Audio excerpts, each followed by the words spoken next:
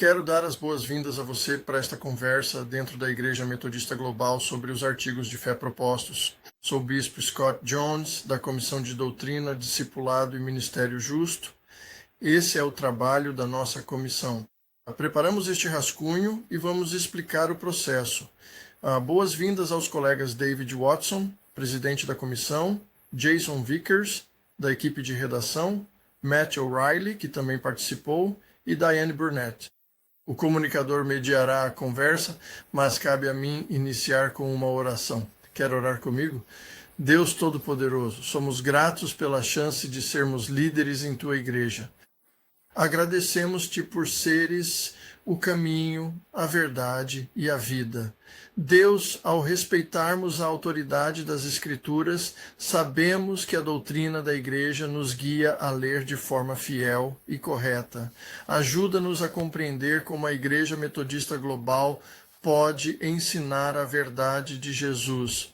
Abençoa todos os participantes durante este tempo de conversa. Em nome de Cristo oramos. Amém. Diane? Obrigado, Bispo Jones, pela bela oração e abertura.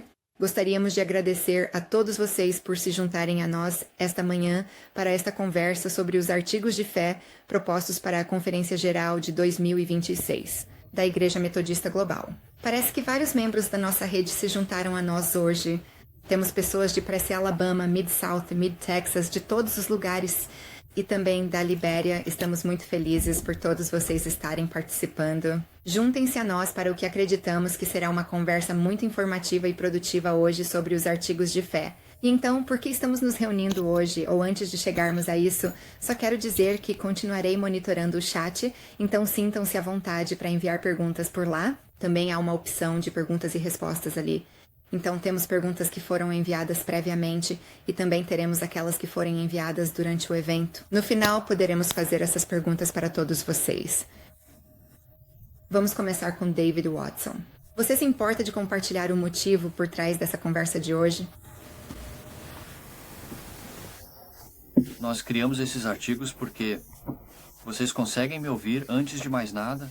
Meu áudio está chegando bem? Ok. Nós criamos esses artigos porque fomos solicitados pela Conferência Geral e acredito que a razão por trás disso foi essa. Obrigado. Nós herdamos 2 conjuntos de padrões wesleyanos da Igreja Metodista Unida.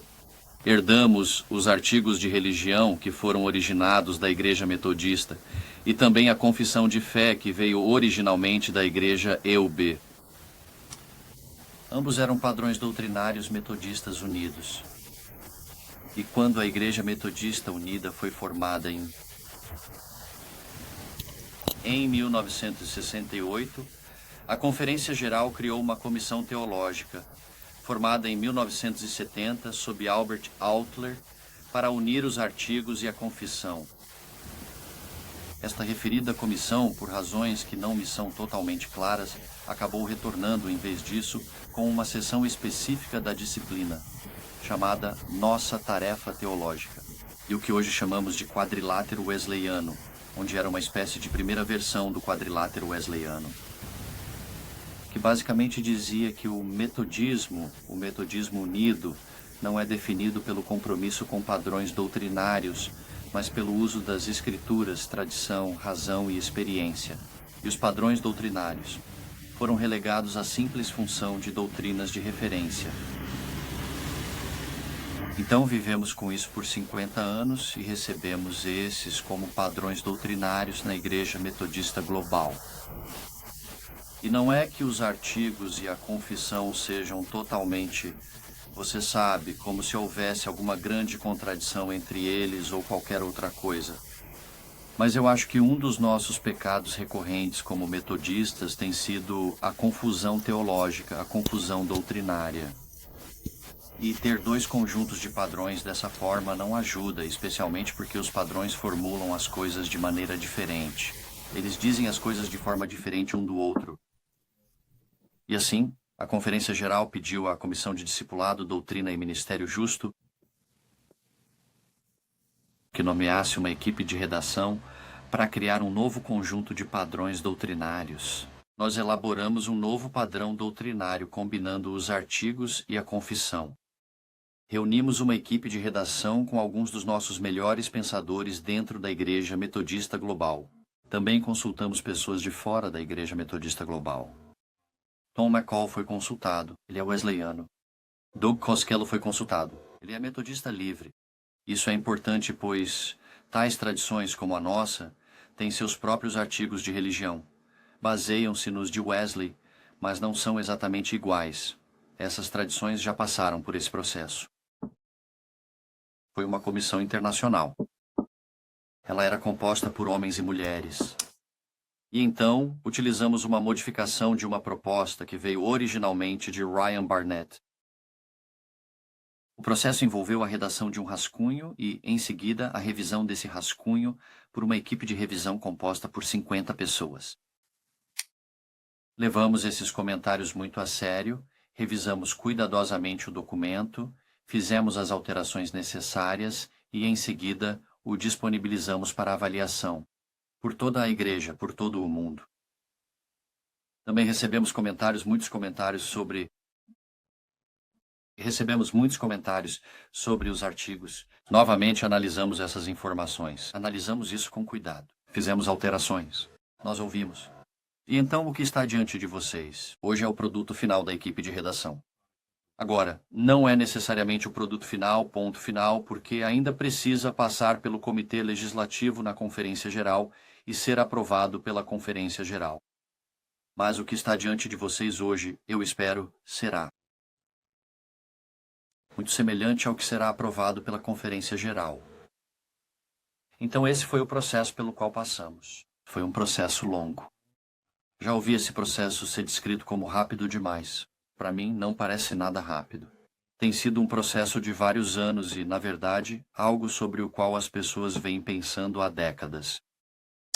Não somos as primeiras pessoas a pensar em combinar os artigos e a confissão, mas, bem, por algum motivo, dentro da nossa denominação predecessora, isso não pôde acontecer.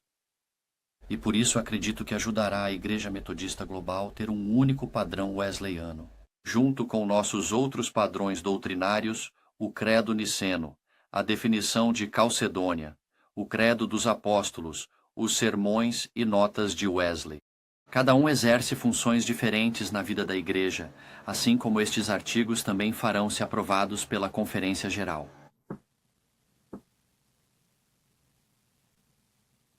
Ótimo. Obrigada, David, por preparar essa conversa para nós. E então, como vocês sabem, publicamos aqueles artigos de fé propostos. Fizemos uma revisão e depois houve algumas revisões e considerações da nossa igreja geral. E por isso queríamos ter essa conversa aqui para falar um pouco sobre como ficaram essas revisões e como chegamos até elas. Então agora vamos passar para o Matt e o Jason para que eles conduzam essa parte da conversa. Ok, pessoal, sem pressão, mas vocês poderiam explicar como receberam aquele feedback e como implementaram isso nos novos artigos de fé propostos? Obrigado, pessoal. Daiane, muito obrigado por conduzir essa conversa e nos preparar. Eu adoro que a Igreja Metodista Global esteja passando por esse processo de ter uma conversa pública sobre nossa doutrina e teologia. Isso é extremamente útil. E enquanto falamos sobre o processo de revisão por um momento, permitam-me apenas agradecer a todos vocês que estão ouvindo agora ou que talvez assistam a gravação depois pelo seu feedback. É extremamente útil para a igreja como um todo poder receber feedback em tempo real em um processo tão importante. E queremos que vocês saibam que nós recebemos esse feedback. Então, a última versão submetida, a versão dos artigos que foi para o Comitê Legislativo e para a Conferência Geral. Durante o intervalo de tempo entre o fechamento da janela de feedback, que ocorreu no final de abril, e o prazo final de submissão, Jason e eu ficamos encarregados da tarefa de coletar e organizar as revisões dos vários membros do comitê. Então nós pegamos o feedback da igreja e dos teólogos que o David acabou de mencionar, compartilhamos isso com a equipe de redação e com as diferentes pessoas da equipe que trabalharam em diferentes partes dos artigos de fé. Voltamos ao trabalho e fizemos algumas revisões. Então eles enviaram todas as revisões deles. Depois Jason e eu revisamos todo o documento, frase por frase, palavra por palavra, realmente analisando.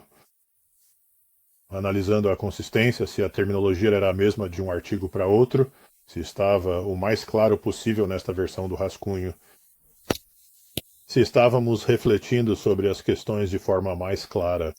Então, todas essas coisas foi bem nesse período, na última semana, mais ou menos, antes de enviarmos o material para a conferência geral, no processo em que a equipe de redação enviava o material. Contatávamos as pessoas que o haviam enviado. Jason e eu trabalhávamos um pouco mais nisso, colaborávamos um pouco mais com a equipe de redação. E então, mesmo após termos finalizado o nosso rascunho, Ken Collins revisou todo o material dias antes do envio. Sou muito grato pela contribuição dele nesse processo. Ele sempre nos recordava o que John Wesley dizia sobre as diversas questões e também sobre a tradição. E o Ken e eu conversamos por telefone até mesmo alguns dias antes do fim do processo, só para tentar garantir que as coisas estivessem o mais claras possível, especialmente em relação aos sacramentos e ao artigo sobre os sacramentos. Então havia muitas pessoas trabalhando muito para levar esse processo tão longo até um ponto em que estivesse pronto para ser enviado à Conferência Geral. Sim, acho que o Matt resumiu muito bem e não tenho nada de substancial a acrescentar ao resumo dele. Além de dizer que nós realmente nos esforçamos para considerar cuidadosamente o feedback recebido. Na verdade, ocorreram diversas rodadas de feedback que tendiam a aumentar ao longo do tempo em termos do número de pessoas envolvidas na conversa. E nós realmente, posso afirmar isso. O comitê trabalhou muito para ouvir atentamente todo o feedback e para implementar ou responder às preocupações apresentadas, na forma como moldamos o documento em sua versão final. Então fizemos o melhor que podíamos. Bem, agradecemos todo o trabalho árduo e discernimento que foram dedicados à preparação de um documento tão importante para a nossa igreja. E então, acho que agora vamos compartilhar com o grupo como ficaram essas revisões em relação ao original. E também para aqueles que tivemos alguns que perguntaram, compartilhamos o link no chat para a página da web que faz parte do nosso site da Conferência Geral, The Beauty of Holiness 2026.org.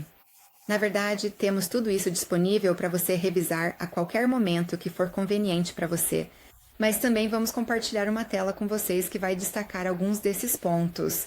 Mas só para saberem, a qualquer momento vocês podem acessar esse site e visualizar isso também. Certo? Então, queremos começar, acho, pelas primeiras revisões que queremos destacar. Então, vamos ver. Diane, quero fazer um comentário geral antes dos detalhes. Este rascunho é uma continuação da mesma tradição que John Wesley iniciou em 1784 e que a Igreja Evangélica dos Irmãos Unidos iniciou em 1962. E se as pessoas estão perguntando, vocês estão mudando sua doutrina? Minha resposta é não.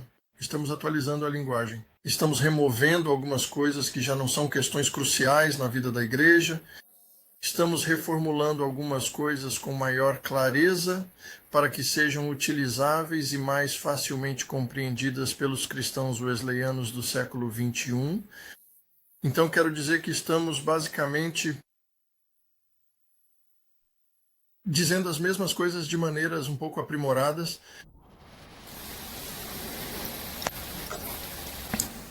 Sim, essa é uma ótima colocação. Então, obrigado por compartilhar isso, Bispo Jones. Certo, então, Matt e Jason, por onde vocês gostariam de começar? Qual parte, eu acho, devo perguntar? Sim, talvez valha a pena já entrar no assunto, né? Há 2 artigos que são novos, e algumas pessoas podem dizer, bem, se estão combinando documentos existentes, por que há artigos novos? Então, vale a pena falarmos disso. Jason, talvez você queira começar. Acho que você está no mudo, amigo. Acho que eles estão no mudo. Desculpa, pessoal. Sim, quero dizer, e nesse sentido, os artigos 1 a 3, os 3 primeiros artigos, são realmente uma síntese dos 2 documentos predecessores. Acho que qualquer um que olhasse para esses 3 artigos e os comparasse com os 2 predecessores veria isso. E isso também é verdade para os artigos 7 a 14. Então, essa é uma grande parte deste novo documento, em grande parte, essa síntese dos documentos predecessores. Então, o artigo 4, como o Matt mencionou, é um dos dois que são novos, sendo sobre criação e providência. E, sabe, não quero insultar ninguém apenas lendo o artigo, mas claramente tentamos desenvolver isso. Estas representam as doutrinas principais da fé cristã.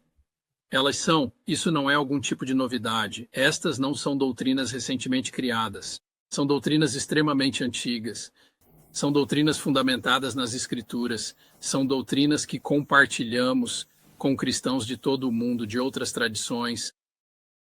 E há uma ênfase aqui na bondade da criação, na providência de Deus, na providência contínua de Deus, que nós não somos deístas. Deus está ativamente envolvido em sustentar, governar e manter a criação com sua sabedoria e poder. E então, esta última frase eu acho que é muito importante para nós, como wesleyanos, que nosso livre-arbítrio e responsabilidade operam dentro desse amplo quadro providencial. Acho que são essas as coisas que estávamos tentando enfatizar aqui. Então temos muito em mente o que vamos dizer em outros lugares, o que já dizemos em outros lugares, o que confessamos em outros lugares, sobre a graça livre, sobre a responsabilidade humana e assim por diante. Então, situar isso dentro desse arco providencial mais amplo, eu acho que é muito importante de se fazer. Matt, quer comentar algo mais sobre este documento ou artigo? Sim, eu acho que foi meio que, eu acho. Nos documentos anteriores, nos documentos fonte, é surpreendente que não houvesse algo sobre criação e providência, porque esse é um tema teológico e doutrinário padrão. Pegue qualquer livro que introduza a doutrina cristã básica e você encontra criação e providência. E por isso eu acho que estava faltando, né? E acredito que precisa estar lá. Isso é algo muito histórico no cristianismo. Você sabe, sua doutrina da criação normalmente é: Deus existe. Ele fez tudo. Deus é bom. E tudo o que ele fez e ele faz as coisas boas. Bondade de Deus, bondade da criação e contingência, que é um termo técnico para todo o resto, depende dele para a sua existência. Nosso foco aqui foi nos alinhar com a tradição cristã clássica, assim. Posso interromper um pouco sobre isso? Tem havido algumas questões na conversa pública sobre isso.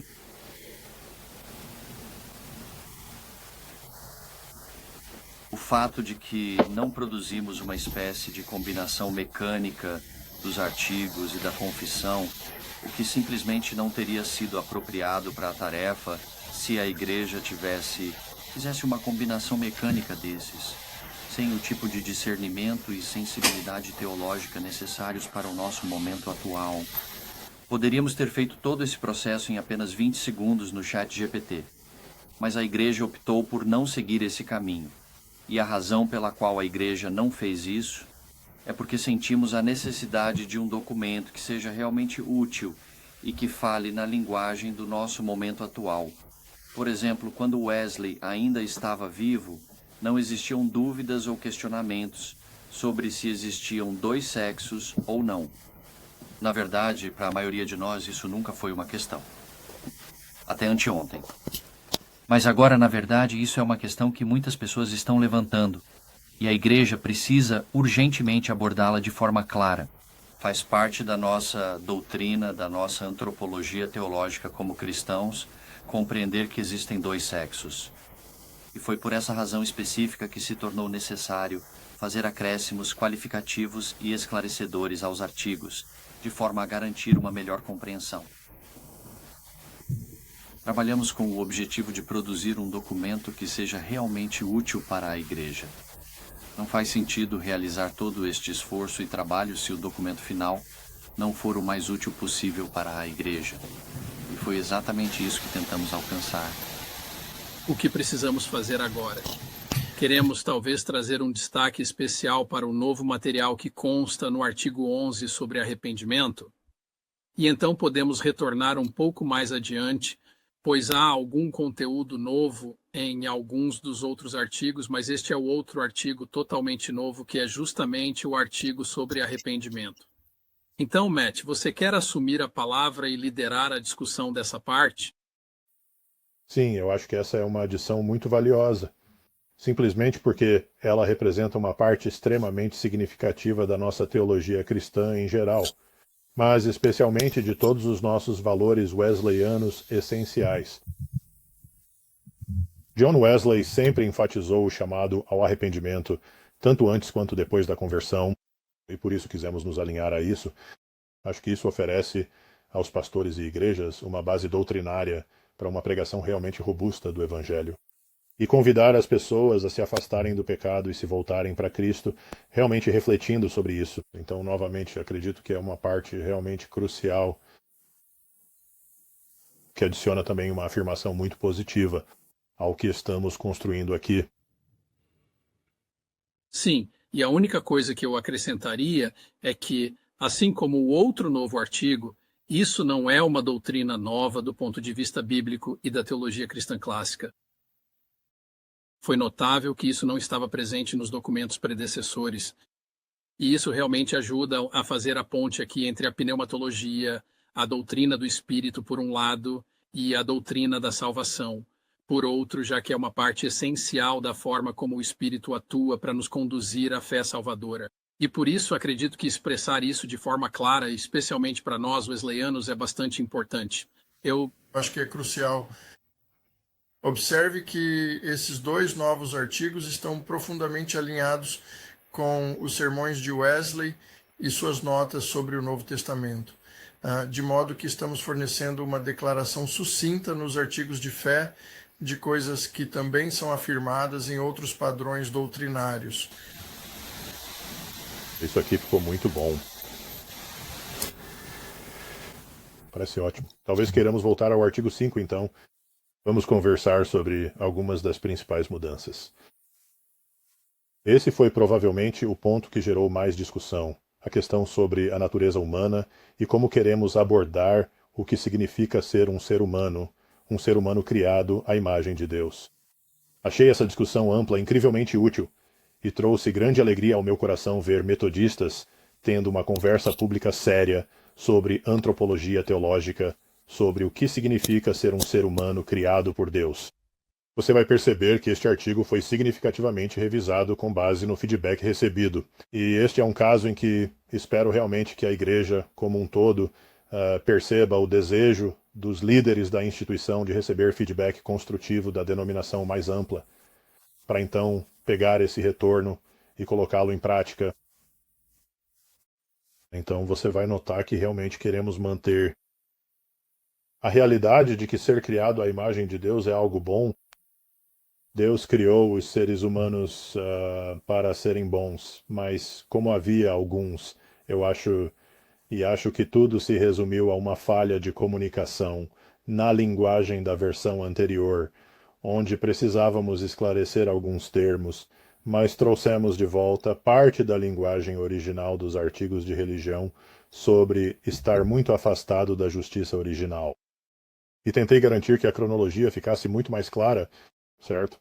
Assim você notará que agora começa com uma discussão sobre a criação e o valor e mérito da criação, a imagem de Deus, a semelhança de Deus, a dignidade original, a bondade original, a justiça original. Mas no final você consegue perceber o movimento cronológico em que nos encontramos agora, no presente. As línguas caíram na corrupção do pecado e estão muito distantes do estado de justiça original. Portanto, para sermos o mais claros possível, queremos afirmar absolutamente a condição caída atual dos seres humanos, de todos os seres humanos, exceto Jesus. E repare, a linguagem do nós ali também deixa claro que estamos falando de nós mesmos, da humanidade comum em geral. E então, integrando aquela linguagem do artigo original da religião sobre estar muito distante do estado original de justiça. Então esperamos que isso torne tudo mais claro. Um movimento da bondade original, criada à imagem de Deus para a presente condição caída e corrupção. Acho que é uma afirmação forte. Acho que a última frase é realmente importante, porque mesmo em nossa condição caída, certo? Continuamos tendo um valor inestimável para Deus.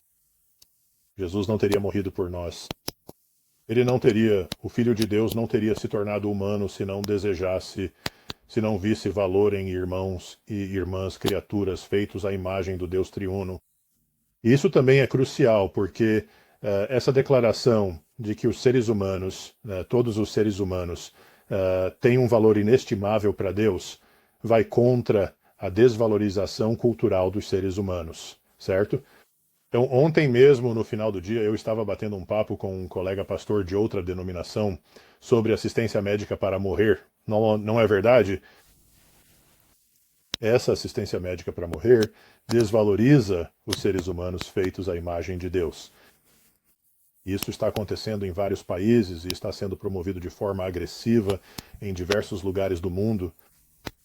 O que a Igreja Metodista Global vai dizer sobre isso?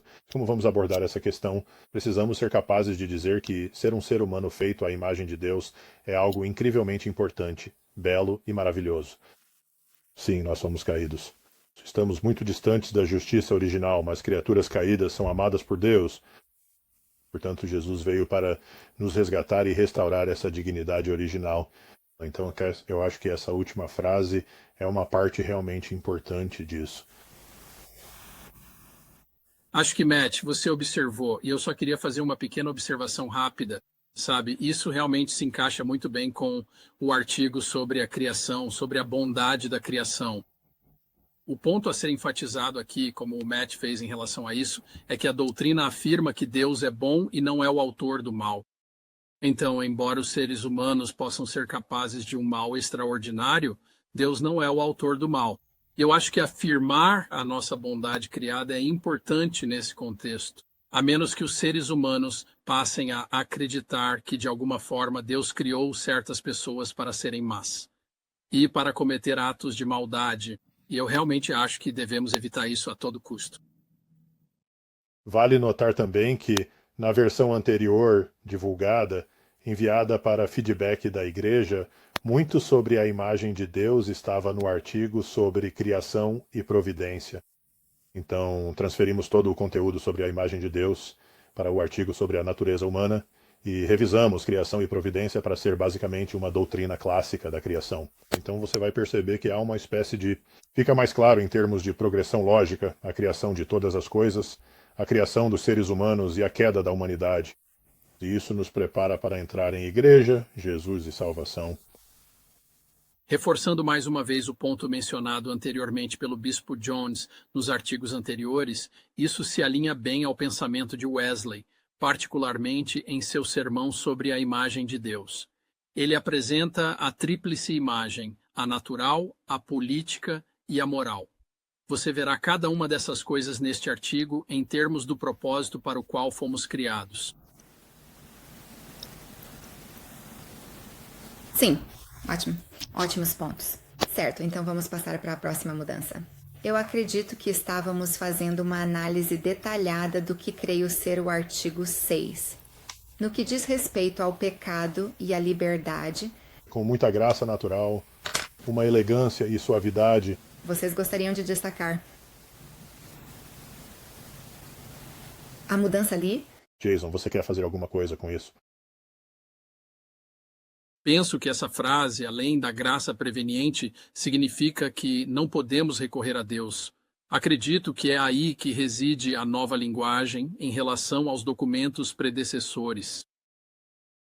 E talvez o mais significativo seja inserir esse termo muito específico, graça preveniente, e o papel que ela desempenha em relação a nos restaurar à imagem e ao propósito para os quais fomos criados.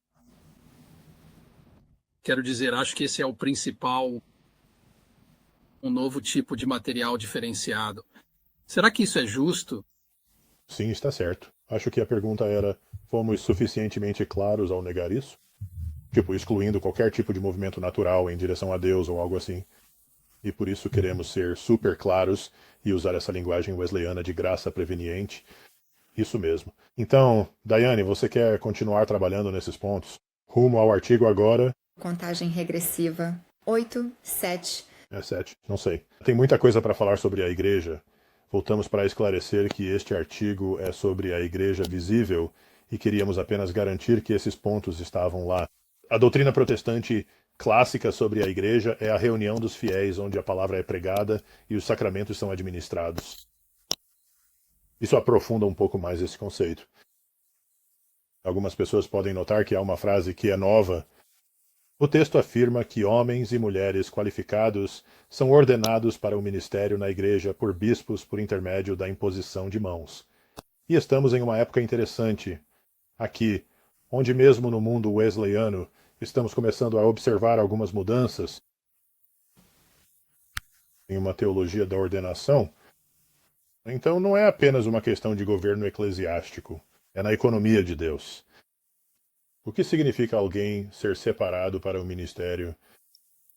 E como isso acontece? E eu tenho essa autoridade? É necessário que seja o bispo Jones para fazer isso? Ou pode ser outra pessoa que tenha sido consagrada como bispo? E então, dado esse período em que estamos, onde até mesmo os wesleyanos estão começando a ter visões diferentes sobre isso, eu estava pensando que poderíamos apresentar este assunto à Conferência Geral, para discernir se queremos ou não elaborar um pronunciamento oficial como igreja, sobre nossa visão a respeito da ordenação, dessa forma. E para afirmar, especialmente porque há outras denominações neste momento que estão se esforçando muito para garantir que as mulheres não tenham nenhum espaço ou acesso ao ministério pastoral, que queremos nos manter firmes em bases bíblicas que Deus chama e capacita mulheres para todos os níveis de ministério na igreja. São questões polêmicas hoje, sendo uma oportunidade para fazermos uma declaração oportuna e duradoura. Não sei, Jason, se você quer acrescentar algo sobre isso. Na verdade, não. A síntese aqui dos dois documentos predecessores, mantemos as 4 marcas do credo: una, santa, católica, apostólica e então a clássica protestante. ênfase em onde a palavra de Deus é pregada e os sacramentos devidamente administrados. Quero dizer, acho que esses são realmente fundamentais para uma doutrina da igreja, para protestantes e para nós, wesleyanos. E então o Matt também abordou o novo material. Então acho que estamos prontos para seguir em frente, provavelmente acho que Escrituras é o próximo, Matt. Sim, vamos falar das Escrituras. Este tópico tem 2 seções principais. Não vamos revisar os livros canônicos, mas dos 3 parágrafos, o primeiro define o que é a Escritura, e o segundo é sobre o que a Escritura faz. Jason, por que eu não falo um pouco sobre o primeiro parágrafo e depois você fala sobre o segundo parágrafo? Parece ótimo.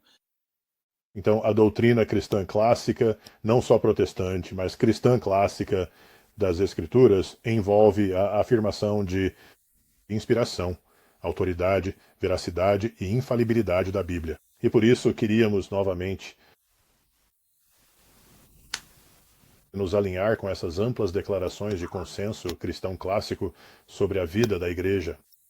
Uma das críticas que surgiram é que não é preciso o suficiente, ou não é claro o suficiente.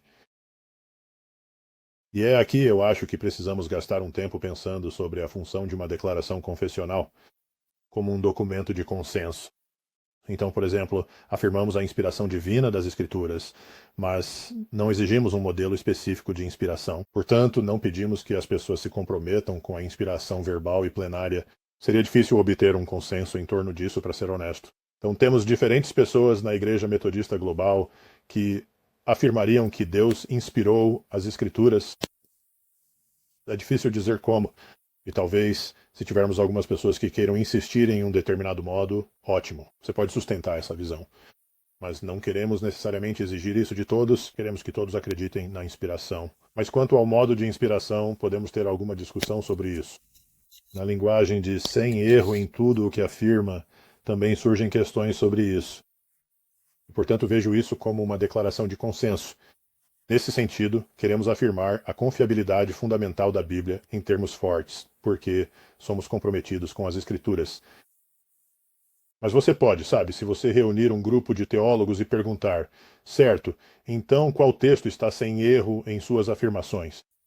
Alguns de nós poderiam dizer, bem, os autógrafos originais escritos pelos apóstolos estão sem erro em suas afirmações. Algumas pessoas poderiam querer dizer, bem, que Deus providencialmente trouxe a versão final editada. Outra pessoa poderia dizer, A versão canônica que a igreja autorizou é sobre a qual estamos fazendo a afirmação, certo? E por isso não estamos pedindo que as pessoas escolham um desses pontos mais detalhados. Então, sabe, nós, mesmo na equipe de redação, podemos afirmar a veracidade das escrituras, mesmo que alguns de nós possam discordar se estamos falando dos autógrafos ou das escrituras autorizadas que a igreja nos deu. Então, novamente, vejo isso como declarações de consenso, onde seria exagero definir sem erro e tudo o que afirma de forma minuciosa, certo? Sabe, você tem coisas como a Declaração de Chicago, que te dá 1.700 palavras definindo isso, algo assim de maneira minuciosa. Não estamos tentando fazer isso. Seria difícil construir consenso em torno disso. Então queremos, e a última coisa que vou dizer sobre isso é o seguinte: essa também é uma linguagem estabelecida que foi amplamente adotada no cristianismo global. Então o Pacto de Lausanne, ele utiliza basicamente toda essa frase: escrituras são inerrantes no que afirmam, regra infalível de fé e prática. Tudo isso vem da Declaração de Lausanne. E Lausanne, caso as pessoas não saibam muito sobre Lausanne, está muito presente no sul global. É realmente o cristianismo protestante global e é meio que uma declaração muito unificadora. O seminário Asbury foi muito influenciado pelo movimento de Lausanne no final dos anos 70 e início dos anos 80. O seminário bíblico wesleyano também adotou uma linguagem semelhante à de Asbury e Lausanne. Portanto, temos uma linguagem que representa o movimento cristão global, que também foi amplamente utilizada na tradição wesleyana, tanto por nossos teólogos no século XIX, e em nossos seminários, portanto, não é algo novo, não é novidade. É uma questão, creio eu, de consenso entre as diferentes tradições. Jason, você poderia falar um pouco sobre aquele segundo parágrafo? Claro. Acho que às vezes gastamos muita energia com teologia. Isso não se aplica apenas a Westlands, mas todos os cristãos podem fazer isso com base nesse primeiro parágrafo e com razão. O que devemos ter cuidado, creio eu, é com a afirmação ou a discussão sobre qual é a melhor maneira de fazer isso. É crucial entendermos inicialmente a inspiração do Espírito Santo ao transmitir as Escrituras, para que não deixemos de falar sobre a relação contínua do Espírito com as Escrituras e como o Espírito atua por meio delas. Hoje, não em todas as épocas e em todas as gerações. Então, acho que não queremos uma compreensão das Escrituras que seja quase deísta em sua lógica, como se fosse originalmente de Deus, mas depois Deus não estivesse mais realmente agindo por meio dela. E seja lá o que mais eu saiba sobre Wesley claramente pensa assim. E os wesleyanos acreditam que o Espírito Santo atua por meio das Escrituras como um meio de graça para nos despertar para a realidade de Deus, para a realidade da nossa pecaminosidade e da nossa necessidade de Deus, para nos ajudar a entender o que Deus fez por nós e pela nossa salvação em Cristo, para nos conduzir à fé, para nos ajudar a chegar à fé em Cristo. Portanto, as Escrituras são essenciais para a salvação, essencialmente. Não é apenas que ela contém verdades sobre a salvação, mas que o Espírito atua em e através a leitura das Escrituras, o encontro com as Escrituras de uma forma ou de outra, e a proclamação, especialmente a proclamação das Escrituras, ou a proclamação baseada nas Escrituras, para nos levar à fé em Cristo, nos conduzir ao arrependimento e então à fé. E então, a partir daí, continuar aprofundando nosso amor por Deus e pelo próximo, para nos santificar e nos tornar santos. Portanto, as Escrituras são essenciais para todos os aspectos, para usar a expressão tradicional da ordem da salvação, a ordem das salutes. Sem isso, acho que estaríamos em grandes apuros. Então, esse é realmente o cerne do segundo parágrafo. E eu acho que, se pararmos para pensar por um minuto, é provavelmente por isso que todos nós amamos as Escrituras, através da leitura das Escrituras. E ouvir a pregação que se baseia no encontro com a palavra de Deus pregada e proclamada, fundamentada nas Escrituras.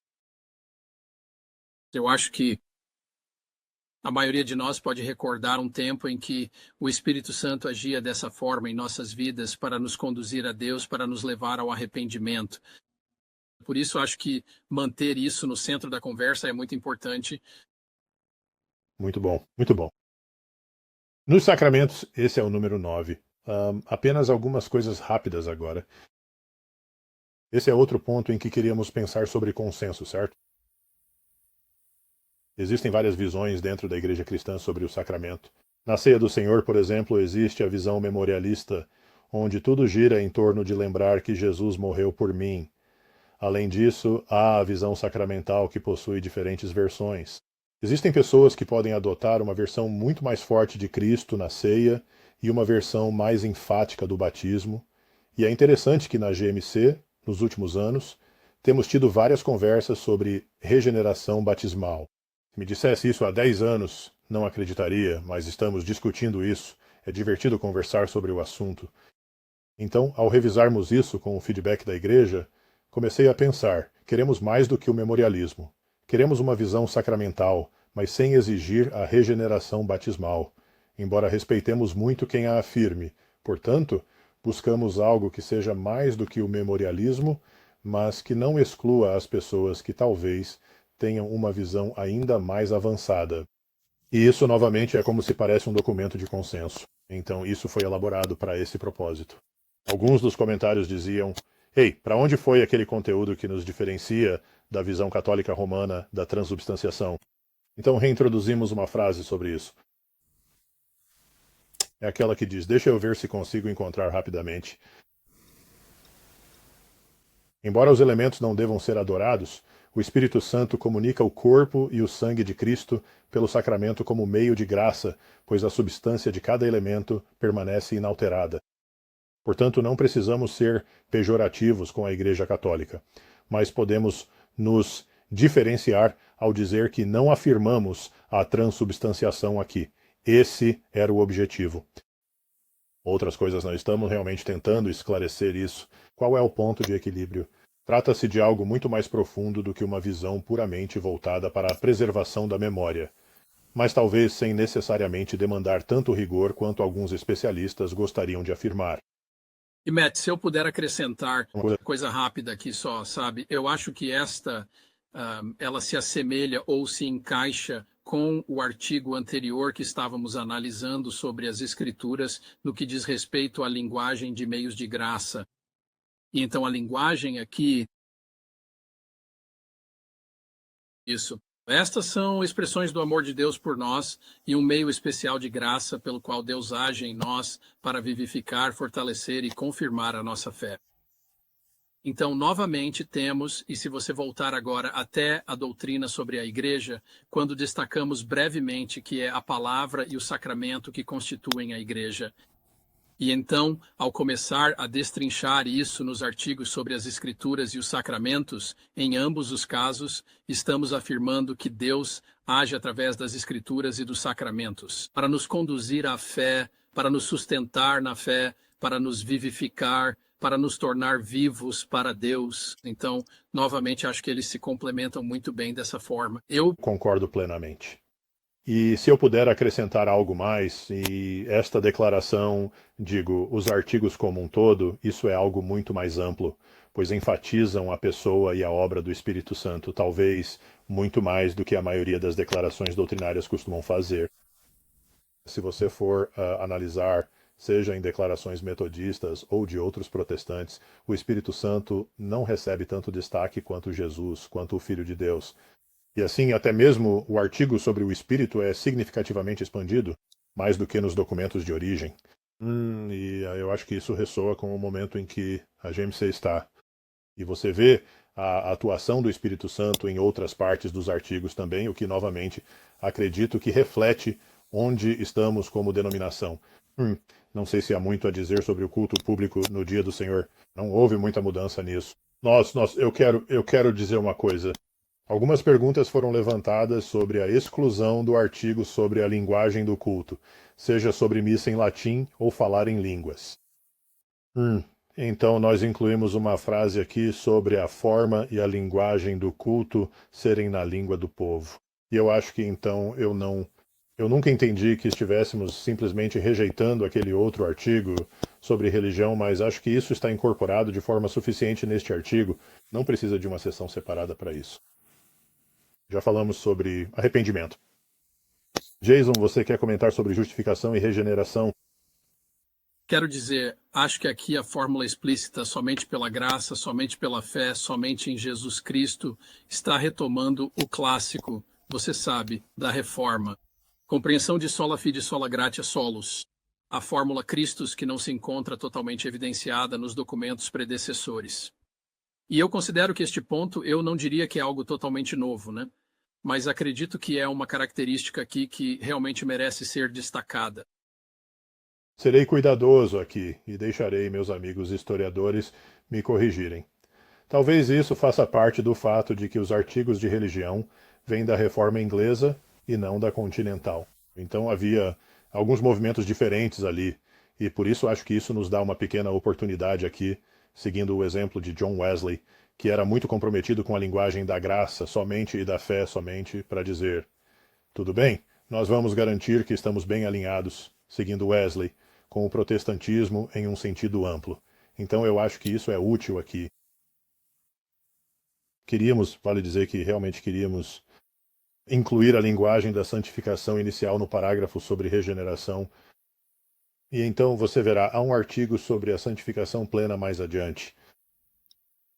Pensamos sobre isso. Se deveríamos simplesmente tratar de santificação, sabe, tanto o processo quanto o processo inicial completo, e a santificação plena e o processo posterior? Ou deveríamos ter apenas um artigo sobre a santificação plena, já que esse é um dos principais distintivos? E então esclarecer em outros artigos onde falamos sobre a santificação inicial como novo nascimento. Então é por isso que essa linguagem acabou neste parágrafo. Quero ser apropriado. Daiane, também queremos prestar atenção ao nosso tempo. Eu não sei, não quero apenas passar superficialmente, mas ao mesmo tempo sei que temos um limite de tempo. As boas obras também estão lá. Este é um ponto em que houve alguma preocupação de que as obras de supererogação não estivessem recebendo atenção suficiente. Tentamos voltar e acrescentar alguma linguagem. Ouvimos que essa questão foi levantada. Queríamos acrescentar um pouco de linguagem para tentar esclarecer que isso não está sendo descartado, mas boas obras pareceu um ótimo lugar para incorporar a linguagem sobre supererogação. Então, Jason, você quer falar um pouco sobre a questão da santificação total? Sim, quero dizer novamente, acho que este aqui na maior parte não é. Certamente não é inteiramente uma síntese, mas é. Bem, em primeiro lugar, não há nada para sintetizar na parte artística do artigo, explicitamente. A ULB, o material é onde você encontra o EUB. O documento original é onde você encontra uma doutrina explícita sobre santificação e perfeição. E há uma frase na EUB, isso não está aqui, a expressão gradualmente e instantaneamente. E acho que eles estavam tentando encontrar um meio termo em um debate antigo. E aqui a ênfase está em que isso deve ser buscado com empenho. Esta aqui representa uma formulação relativamente nova. E então, na santificação que realizamos, há uma linguagem de processo aqui no segundo parágrafo. O processo de santificação atua preparando o fiel para a recepção da graça totalmente santificadora. E então, mais uma vez, você vê o que o Matt mencionou anteriormente através do ministério do Espírito Santo. Portanto, aqui novamente, há uma ênfase na atuação do Espírito. Isso é algo que o Espírito realiza em nós. É um dom que só podemos receber, embora devamos buscá-lo com empenho.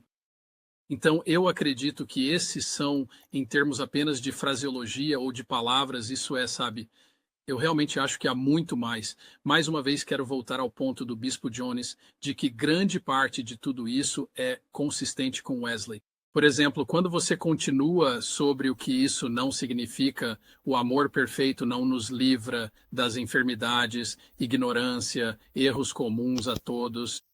Isso vai se encaixar muito bem com tudo o que você vai ler em Wesley, assim como com a possibilidade de novo pecado.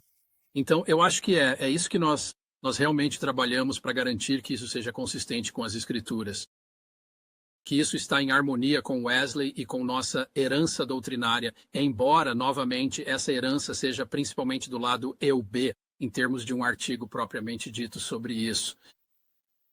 E Jason, vamos também observar que isso está em sintonia com nossa declaração de missão, de que nosso objetivo é espalhar a santidade bíblica pelo mundo. Portanto, esses artigos vão fornecer, de maneira muito útil, um resumo das questões que estão representadas em outras declarações doutrinárias ao longo do nosso livro de doutrinas e disciplina. O último é o juízo e o estado futuro. Não há muito o que dizer aqui. Novamente, esta é uma declaração de consenso. Jesus voltará, ele julgará e ressuscitará os mortos para consumar a nova criação. Não pedimos uma posição sobre o milênio ou algo desse tipo. Então. O estado intermediário, ou exatamente como isso? Sim. Sim. Pois bem, então, estas aqui seriam basicamente as principais revisões. Pois então, deixe-me pensar. Vejamos. Agradeço a todos por nos guiarem por tudo isso. Com certeza temos muitas perguntas que acho que surgiram durante essa conversa, então vamos tentar respondê-las. Mas antes, eu sei, só queria dar uma oportunidade. David, tem mais alguma coisa que você queira acrescentar ou mencionar? Eu sei que talvez você precise sair um pouco mais cedo, então só queria te dar esse espaço. Me ouvem bem agora? Sei que antes minha voz estava muito baixa. Desculpem por isso. Conseguiram entender meus comentários sobre a natureza e redação do documento, mesmo estando baixos? Sim, senhor. Ok, se for esse o caso, então tudo bem. Eu gostaria apenas de fazer um breve comentário a respeito daquele artigo sobre as Escrituras, que tem sido motivo de diversos debates recentemente. Você sabe, quando os 39 artigos foram desenvolvidos e quando Wesley estava escrevendo, isso foi antes do advento da alta crítica, e muita coisa aconteceu nos estudos bíblicos desde então. E certas coisas aconteceram nos estudos bíblicos desde então que realmente colocaram em dúvida a utilidade das Escrituras, a veracidade das Escrituras, até mesmo em suas afirmações mais básicas sobre a salvação. Então, acreditamos que parte do que achamos que seria útil seria usar um certo nível de consenso comum. Uma linguagem que foi desenvolvida de forma bastante ampla e cuidadosa por diversos grupos evangélicos, que já foi adotada há um tempo considerável pelo seminário Asbury, assim como também por vários outros seminários, que diria o seguinte: que nós realmente afirmamos a veracidade das Escrituras e damos um pouco mais de substância à nossa noção de inspiração. Nós temos perguntas específicas sobre a natureza da Bíblia, que não costumavam ser perguntas comuns na época de Wesley. Elas não eram perguntas comuns quando os 39 artigos foram escritos.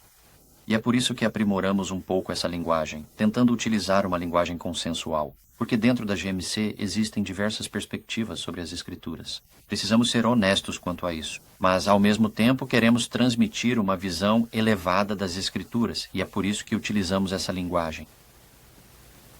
Obrigado. E rapidinho, a Cat Horse só queria saber se a gente podia repassar rapidinho os próximos passos para este documento. Para quem acabou de entrar, e acho que esse é um ótimo ponto para destacarmos.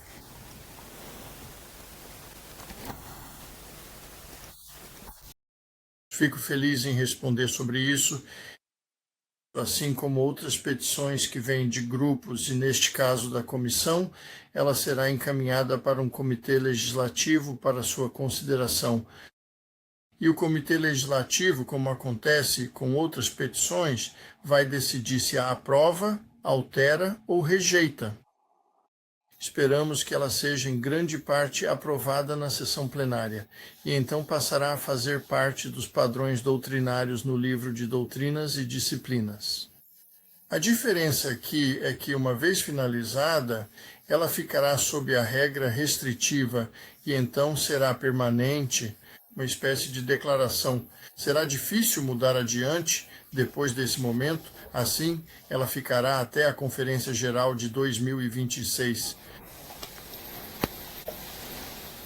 Obrigado, Bispo Jones, por abordar esse ponto.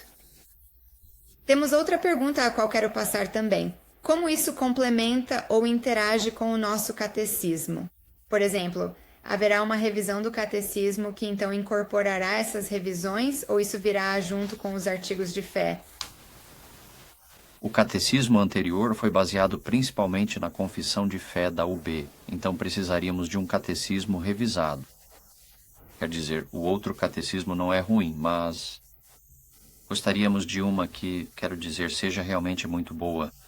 Quero dizer isso. O outro catecismo é muito bom, ainda seria útil. Ainda ensina verdades em que acreditamos. Mas se quisermos uma doutrina que seja fundamental para nossos padrões doutrinários, caso esta seja aprovada, então precisaremos de uma nova doutrina. Catecismo. Ótimo. E vocês estão prontos para mais perguntas? Vamos. Sim. Tudo bem. Então, como você sabe, este assunto já foi mencionado anteriormente algumas vezes e também está na seção de perguntas e respostas. Então, vou perguntar: existe alguma menção à ética sexual ou algo semelhante neste documento que eles devam saber? Tentamos fazer isso. Essa é também uma das razões pelas quais alguns dos artigos que se aproximavam do final dos artigos sobre religião, confissão e fé foram omitidos. Porque tentamos tornar isso especificamente doutrinário. Agora, há questões doutrinárias como afirmar que, você sabe, fomos criados homem e mulher que influenciam nossa ética sexual. Mas, em termos de declarações éticas ou decisões éticas da Igreja, achamos que isso geralmente precisava estar em uma seção separada. Não queríamos perpetuar a confusão sobre a natureza da doutrina cristã. E nossa ética decorre da nossa doutrina. A maneira como vivemos decorre do que acreditamos sobre Deus. É como Tozer disse, sabe? O que uma pessoa acredita sobre Deus é a coisa mais importante sobre ela. E por isso queríamos evitar qualquer confusão sobre a natureza da doutrina. E por isso não incluímos declarações sobre sexualidade humana.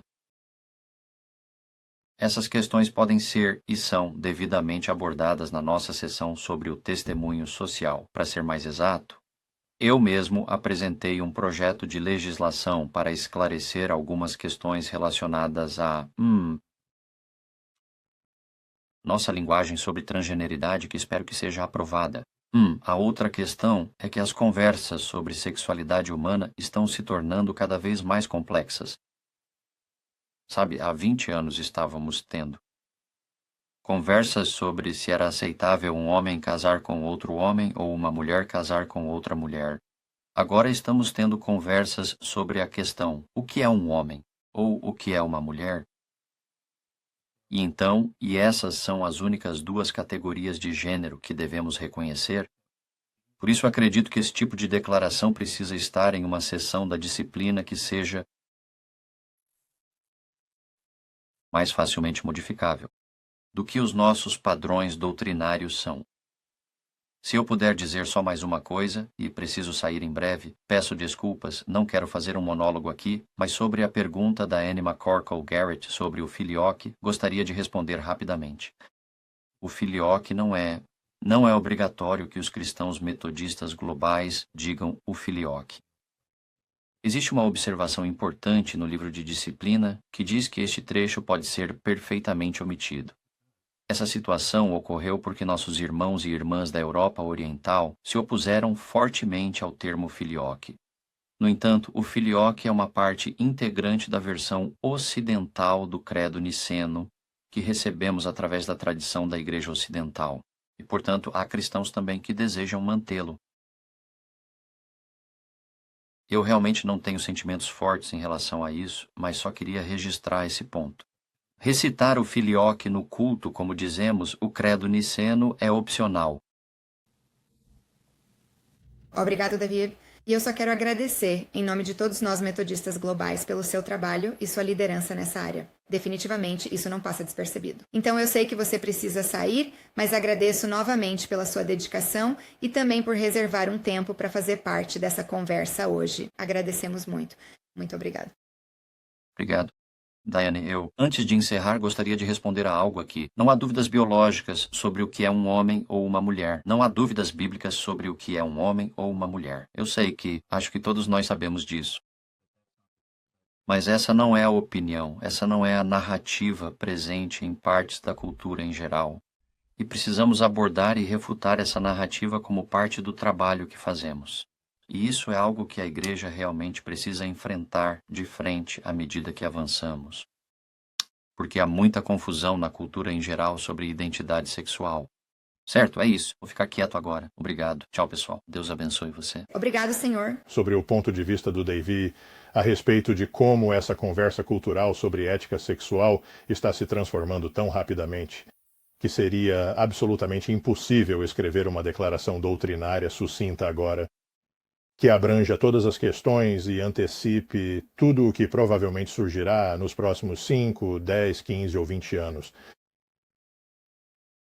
Praticamente tudo aquilo que você disser precisa ser tão qualificado e também cheio de nuances, para conseguir abordar todas essas questões complexas.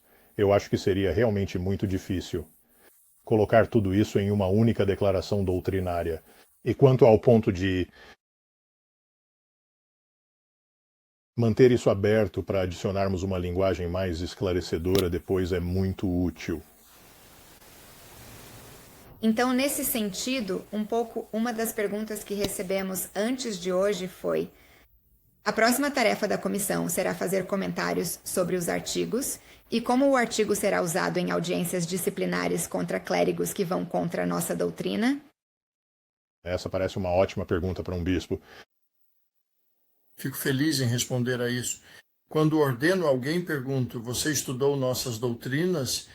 Você acredita que elas estão em harmonia com as Sagradas Escrituras? Você irá pregá-las e mantê-las? Bem, essa versão melhorada dos artigos de religião e confissão de fé, agora em um documento chamado Artigos de Fé, torna-se algo formativo. Também ensino doutrina metodista no seminário Truett. Esse será um dos textos que eles vão ler e que analisamos e discutimos em grande detalhe. Espero que haja tanta unanimidade sobre nossa doutrina wesleyana ortodoxa e tradicional que não acabemos levando pessoas a julgamento por pregarem heresia. É por isso que todo o ponto do Matt sobre o documento de consenso é importante. Essas são coisas em que realmente acreditamos e não vemos líderes da nossa igreja publicando livros que as neguem. Antigamente, isso acontecia. Por isso, vejo este como um documento formativo para que os clérigos recém-chegados perguntem: no que acreditamos? E como bispo, pergunto: vocês acreditam nisso? E é isso que vocês vão ensinar? Na liturgia da ordenação, há também uma frase que diz: você é chamado para pregar a fé da igreja e nenhuma outra. E assim, embora esses documentos sejam escritos com muito cuidado, entendemos que existem diferentes interpretações deles que podem ser aceitas, assim como Matt e Jason explicaram anteriormente. Uma palavra rápida sobre as partes da disciplina, e eu gostaria muito de ouvir o que o Bispo Jones pensa sobre isso. Sabe, o fato de algo não aparecer especificamente nos artigos de fé não significa de forma alguma que isso não seja, digamos, algo obrigatório ou uma regra normativa para nós. Portanto, o fato de haver material em uma parte diferente da disciplina, por assim dizer, sobre questões morais ou éticas, o fato de estar em outra parte da disciplina não quer dizer necessariamente que tenhamos total liberdade para ignorá-lo ou que esse conteúdo não seja normativo para as nossas vidas. E só quero observar que, para esclarecer ainda mais esse ponto, existem diferentes tipos de doutrinas. A palavra doutrina significa apenas ensinamento.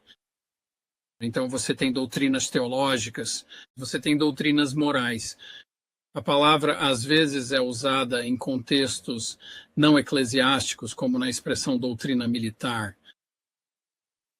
Portanto, podemos ter doutrinas sociais. Eu acredito que na Igreja Católica, por exemplo, a doutrina social católica é exatamente isso. É doutrina, é ensinamento no sentido de que estas são as doutrinas sociais da Igreja. E isso não significa que, digamos, os sacerdotes têm a total liberdade de ignorar isso e de não viver e pregar fielmente de acordo com essa visão, assim como os leigos. Só estou esclarecendo que localizar algo em uma área diferente da disciplina não significa diminuir sua normatividade ou autoridade. Bispo, o senhor tem alguma opinião própria sobre isso? Talvez eu esteja apenas viajando na maionese nisso. No final das contas. Absolutamente tudo é muito importante, mas sabemos que existem diferentes níveis.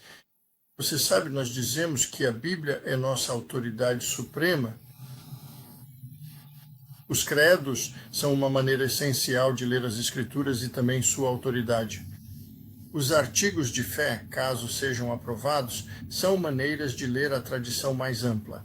E então, se algo está em uma parte do livro de disciplina que é mais facilmente alterada, como as doutrinas da disciplina ou o nosso testemunho social, o fato de ser mais facilmente alterado realmente diminui um pouco sua importância. E ainda assim, devido à natureza das questões envolvidas, precisamos de mais capacidade para reformular as coisas. Deixe-me ser bem claro. Não há absolutamente nenhuma discussão na Igreja Metodista Global sobre mudar nosso ensinamento fundamental sobre o casamento entre um homem e uma mulher e a moralidade sexual básica. Por outro lado, como tanto David Watson quanto Matt O'Reilly disseram, a conversa em nossa cultura é tal que, para nossos propósitos evangelísticos e de plantação de igrejas, precisamos da capacidade de reformular as coisas de tempos em tempos para sermos fiéis e frutíferos. Então não é como se estivéssemos mudando de direção, mas sim que a natureza dessas questões faz com que nosso ministério evangelístico exija mais atualizações. Isso é mais facilmente feito. E quanto à questão da sexualidade, quero dizer, isso vai continuar surgindo como uma pergunta. E eu vi no chat alguns comentários sobre, bem, só precisamos de uma posição bíblica. Casamento é um homem e uma mulher. E o que quero dizer, quando falo em qualificação e nuances é que, se você tem uma declaração que diz, casamento é um homem e uma mulher, e você tem alguém que nasceu homem e acredita ser, passou por uma transição de gênero de homem para mulher, e depois mudou de mulher para homem novamente. E aquelas duas pessoas que eram de sexos biológicos diferentes ao nascer e que acreditam ter feito a transição de gênero e decidiram se casar, eles argumentariam que na verdade se encaixam nessa definição básica. É isso que quero dizer quando afirmo que a situação fica extremamente complicada e é muito difícil prever as novas inovações que surgirão a qualquer momento. Portanto, é importante ter uma linguagem que permita esclarecê-la adequadamente à luz das Escrituras. Bem, também deixamos claro nas nossas doutrinas que o gênero é definido ao nascer. Portanto, também não vamos avançar nessa questão. O objetivo é justamente esse. As pessoas brincam com as palavras usando esse material, pois temos que saber lidar com isso. Muito bom. Provavelmente temos outras coisas para conversar também. Uma pergunta mais simples que nos enviaram. Por que usamos o termo católico? Pode repetir, Daiane, porque Mantemos a palavra católico.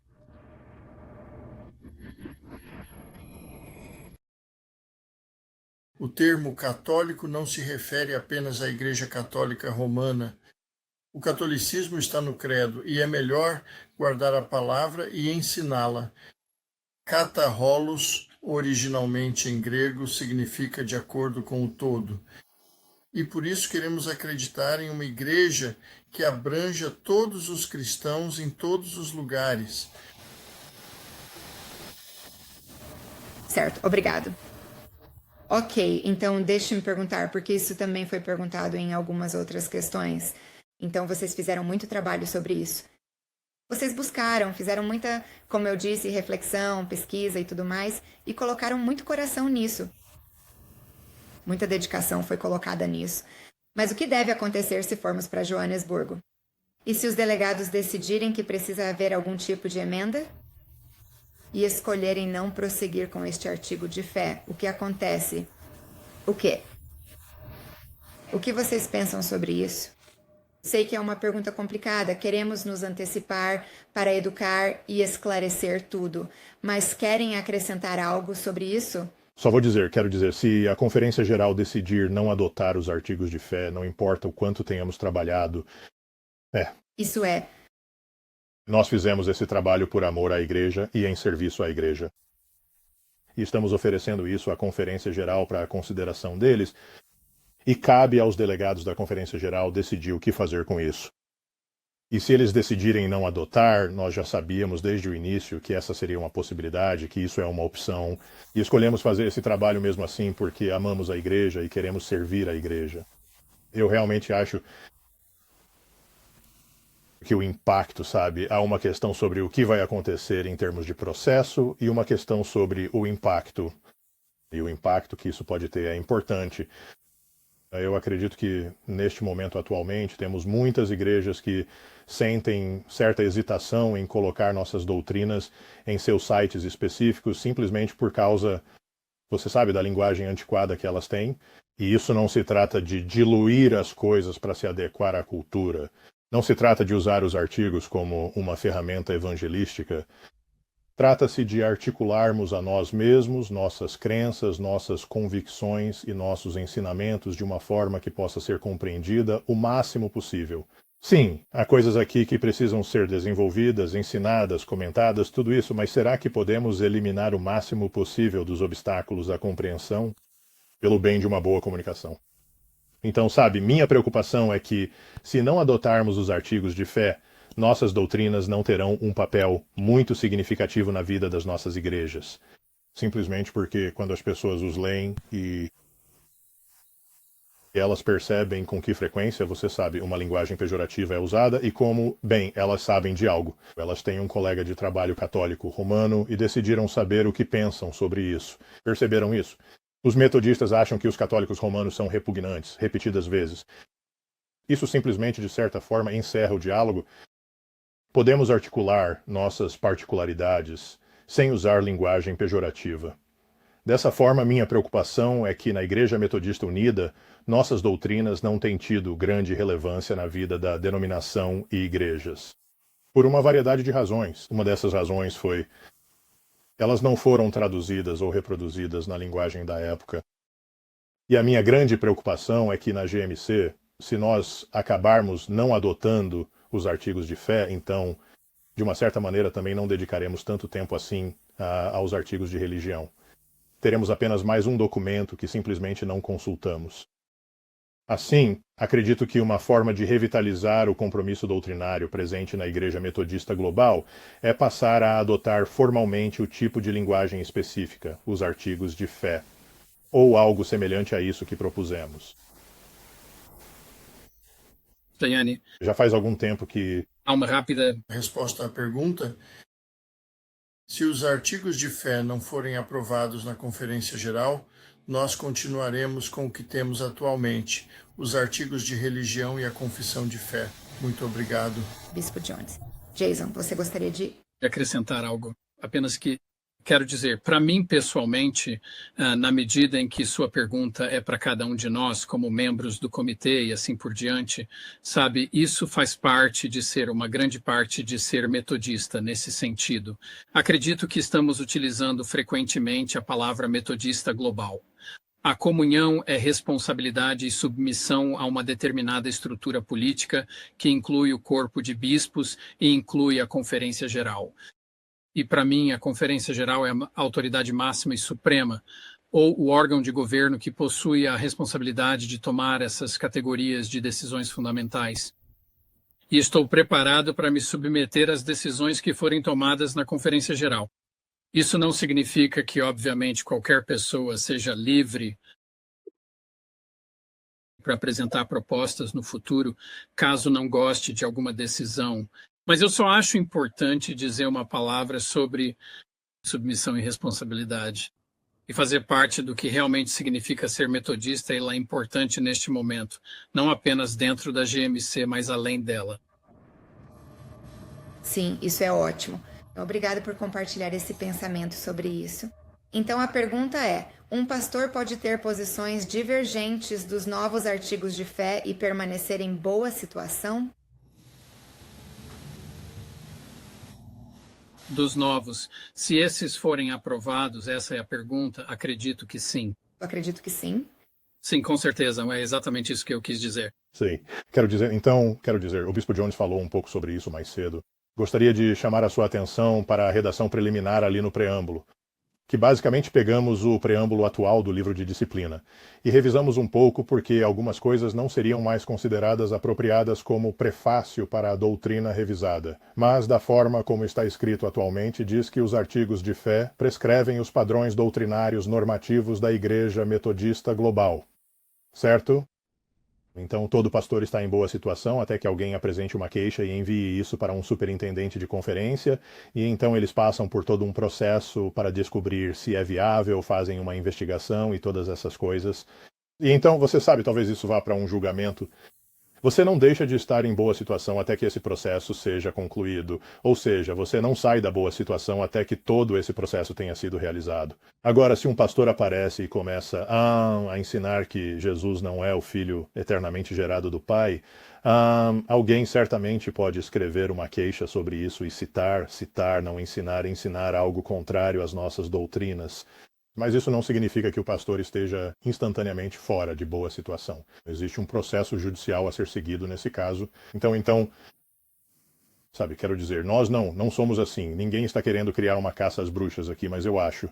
Quando uma denominação afirma artigos de fé, a expectativa é que o clero da denominação dê seu assentimento aos artigos de fé e ensine de acordo com eles. Daiane, eu confirmaria o que o Matt acabou de dizer, mas também acrescentaria que, de certa forma, depende de onde está o seu desacordo.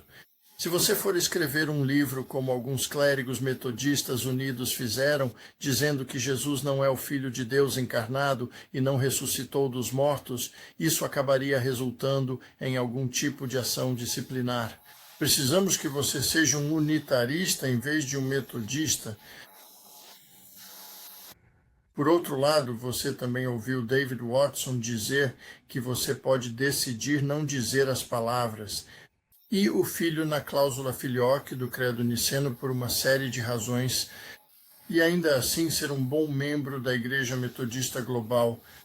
Então, há certas coisas que são, e falamos sobre várias interpretações das Escrituras, autoridade e inspiração. Acho que Matt e eu temos algumas maneiras diferentes de interpretar a linguagem do pensamento, mas o que está nos artigos de fé é algo que ambos podemos afirmar. Ótimo, certo? E então, acho que essa também é uma ótima pergunta, porque é uma dúvida comum que recebemos em relação a tudo. Mas realmente tivemos algum representante global dentro dessas discussões? Ou foi meramente uma proposta ocidental? Sim. O David mencionou anteriormente que a equipe de redação tinha representação internacional. A comissão tem representação internacional e o grupo de feedback de 50 pessoas que leu originalmente também era internacional. Então, em todas as etapas, realmente participaram pessoas de vários países diferentes. Isso, obrigado. Só queria garantir que reforçássemos isso. Então, qual é o plano detalhado para disseminar as informações sobre as mudanças para as pessoas leigas? Estamos fazendo isso agora, eu acho. Certo, é só continuar. E novamente, isso está no site beautyofholiness2026.org. Você pode acessar e revisar a qualquer momento, compartilhar.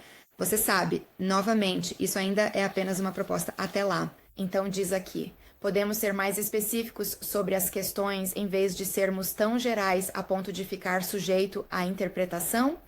E eu sei que já tocamos um pouco nesse assunto, mas Matt, eu realmente gostaria que você, sabe, quando estávamos conversando sobre como nos preparar para essa conversa de hoje e realmente como abordar essa conversa como um todo. E acho que se você quiser compartilhar, acho que mais algumas ideias sobre isso podem ajudar com essa questão. Sim, isso é ótimo, obrigado. Então, essa é uma das conversas que tive com vários colegas. Muitos teólogos que ensinam em faculdades de seminário discutem frequentemente sobre, tipo, qual é exatamente a função de uma confissão ou dos artigos de fé. E, sabe, se nós fôssemos tentar colocar absolutamente tudo no papel, com o máximo de detalhes e todas as nuances possíveis, então teríamos um documento de 300.000 palavras. Seria um volume tão longo quanto o livro que o Jason acabou de coautorizar, certo? E isso não nos serviria como artigos de fé ou como uma confissão do que acreditamos. Então, isso é algo com que lutei ao longo de todo o processo, enquanto estive envolvido nele. Como, o quanto, tipo, como isso se parece. Tentar escrever de uma forma firme, que demonstre convicção, mas também que isso fomenta o consenso.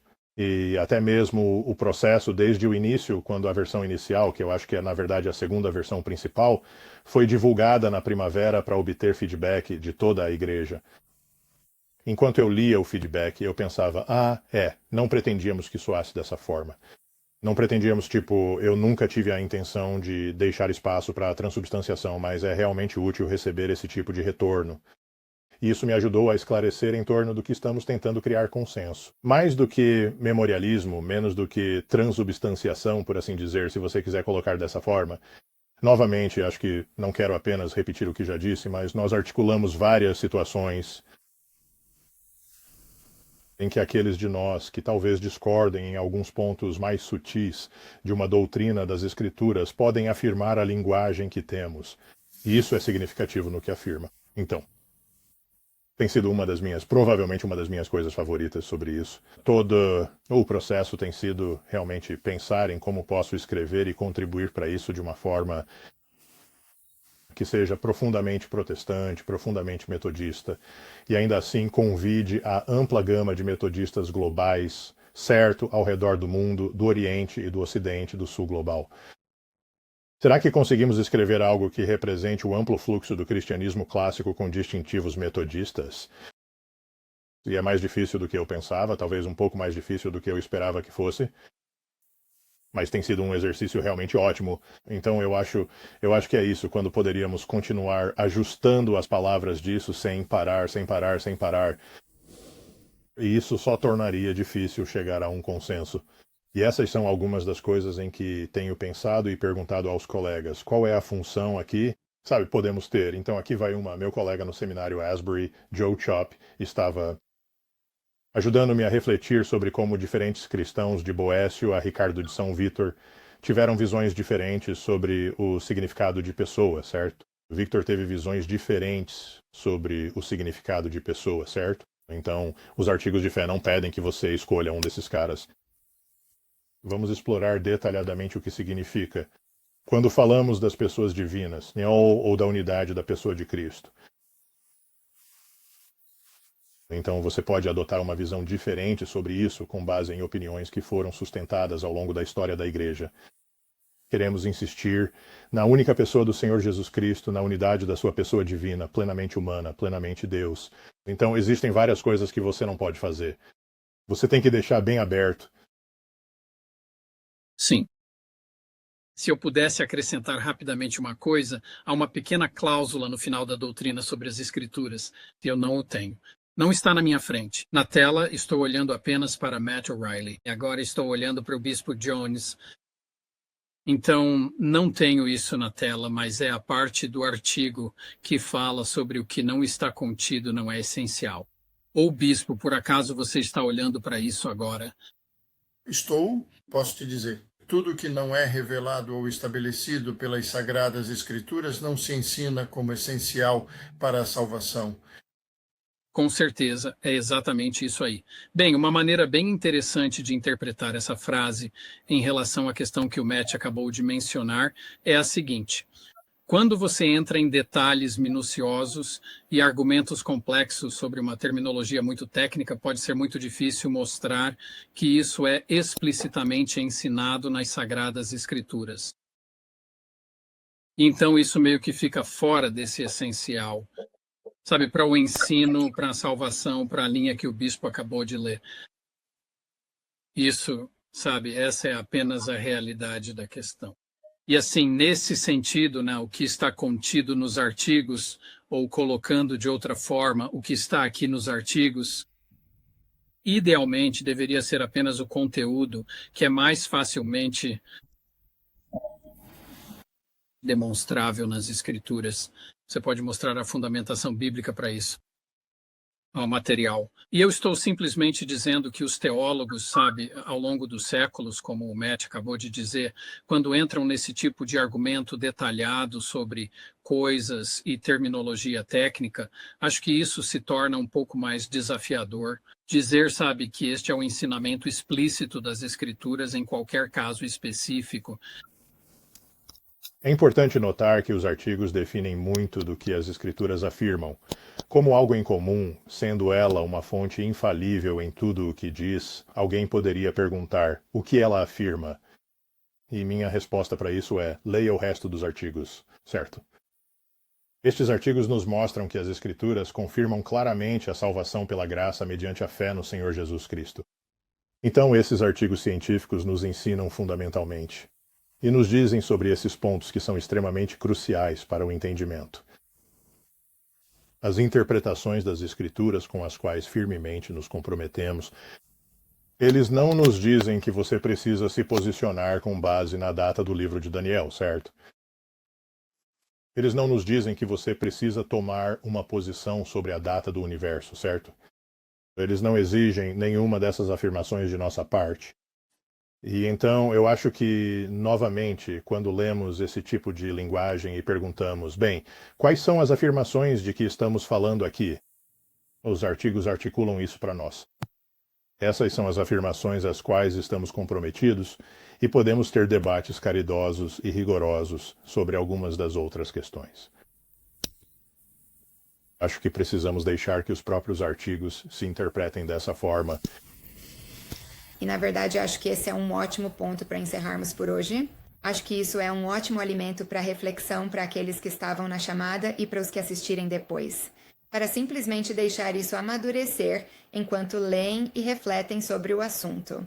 Mas eu queria dar a todos vocês a oportunidade. Alguém gostaria de dizer algo? Alguma palavra final ou algo mais? Antes de pedir ao Bispo Jones para nos encerrar em oração? Bispo. Jones, só gostaria de agradecer aos membros da equipe de redação e a todos que deram feedback. Mais uma vez, seja qual for o resultado, considerarei um dos maiores privilégios da minha vida ter feito parte desse processo. Quando fui convidado pela primeira vez para fazer parte da equipe de redação, percebi que era algo de um peso realmente grande, muito significativo. E por isso tem sido uma grande honra servir a igreja dessa maneira. E foi muito divertido trabalhar com meus colegas e fazer parte desse processo. Sou grato por essa oportunidade. Sim, eu só gostaria de reforçar rapidamente isso e dizer que tem sido uma bênção. E só para dizer, eu realmente acredito que todos que estiveram envolvidos nesse processo, sabe, a equipe de redação, os grupos de feedback, os bispos, todos abordaram isso com o desejo de ouvir as Escrituras, escutar as Escrituras. Ouvir nossos ancestrais na tradição da fé, seja através de John Wesley, sejam os arquitetos dos artigos de religião ou a confissão de fé que herdamos. Sabe, o Credo Niceno e tantos outros documentos. Eu acho que realmente temos tentado ser fiéis nessa tarefa. Acho que isso é verdade para todos e tem sido uma bênção fazer parte do grupo. Eu apoio plenamente tudo isso e reitero minha convicção de que ser claro sobre nossa doutrina é um ponto fundamental para fortalecer nossa nova denominação. Sugeri primeiro combinar os artigos de religião e a confissão de fé na Perkins School of Theology há mais de 26 anos. Sou grato por fazer parte desse processo na Igreja Metodista Global. Acho que nosso compromisso com a ortodoxia doutrinária mostra o fato de estarmos levando essa tarefa muito a sério. Então, sou grato pela conversa de hoje, Gianni. Obrigado por organizar isso e moderar o nosso tempo. Espero que tenha sido útil para todos que estavam acompanhando. Não, obrigado a todos por estarem aqui hoje. Tivemos mais de 200, chegamos a 260 no pico. Então, acho que isso mostra que muitos estão interessados nisso. É também uma forma de gratidão pelo trabalho que todos fizeram nisso. Então, Bispo Jones, por favor, encerre com uma oração hoje. Obrigado. Vamos orar. Deus Todo-Poderoso, somos gratos por fazer parte da tua igreja. Queremos falar a verdade como ela é em Jesus. Queremos ser fiéis à autoridade das Escrituras e também claros na proclamação do Evangelho. Obrigado por esta conversa, pois nos ajuda a melhorar o que fomos chamados a fazer por ti. Obrigado por todos que participaram e, Senhor, que sejamos fiéis e frutíferos adiante. Tudo isso pedimos em nome de Jesus e todos dizem amém. Amém. Muito bem, que todos tenham um ótimo dia.